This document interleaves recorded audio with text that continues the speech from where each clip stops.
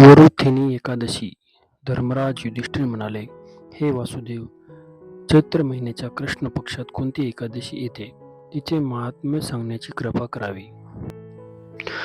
भगवान श्रीकृष्ण म्हणाले, राजन, चैत्र महिन्याच्या कृष्ण पक्षातील एकादशी वरुथिनी नावाने प्रसिद्ध आहे. ही इहलोक व परलोकताही सद्भाग्य प्रदान करणारी आहे. वरुथिनी एकादशीच्या व्रताने सदैव सुखाची प्राप्ती व पापाचा नाश होतो. वरुथिनी एकादशीच्या व्रतामुळेच मा धंता, दुधुमार व इतर अनेक राजे स्वर्गात गेले. 10,000 वर्ष तपश्चर्या केल्याने जे फळ मिळते, तेच फळ केवळ या वरुथिनी एकादशीचे व्रत केल्याने मिळते. नृपश्रेष्ठ, घोड्याच्या दानाहूनही हत्तीचे दान श्रेष्ठ आहे. भूमिदान त्याहूनही श्रेष्ठ आहे. भूमिदानाहून अधिक महत्त्व तीळदानाचे आहे. तीळदानाहून श्रेष्ठ सुवर्णदान आणि सुवर्णदानाहून श्रेष्ठ अन्नदान आहे. कारण देवता, पितृगण व मनुष्य देखील अन्नामुळेच तृप्त होतात. विद्वान पुरुषांनी कन्यादानालाही या दाना समान म्हटले आहे. या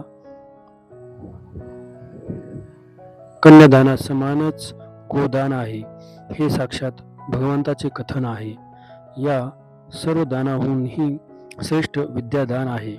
मनुष्य वरुथिनी एकादशीचे व्रत करून विद्यादानाचे फळही मिळवतो. जे लोक पापाने मोहित होऊन मुलीच्या धनावर उपजीविका करतात, ते पुण्याचा क्षय झाल्यावर यातनामय नरकात जातात. म्हणून सदैव प्रयत्नपूर्वक मुलीचे धन स्वतःच्या उपयोगात आणू नये.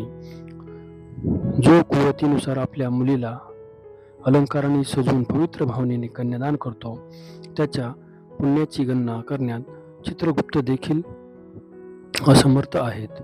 वरुथिनी एकादशी केल्यानेही मनुष्याला तेच पुण्य फळ मिळते. राजन, रात्री जागरण करीत जे भगवान मधुसूदनाची पूजा करतात, ते सर्व पापातून मुक्त होऊन परमगतीस प्राप्त होतात. म्हणून पापभीरू लोकांनी प्रयत्नपूर्वक या एकादशीचे व्रत केले पाहिजे. यमराजाला घाबरणाऱ्या मनुष्याने अवश्य वरुथिनी एकादशीचे व्रत करावे. राजन, या महात्म्याच्या पठण व श्रवणाने सहस्र गोदानाचे पुण्यफळ लाभते आणि मनुष्य निष्पाप होऊन वैकुंठात जातो.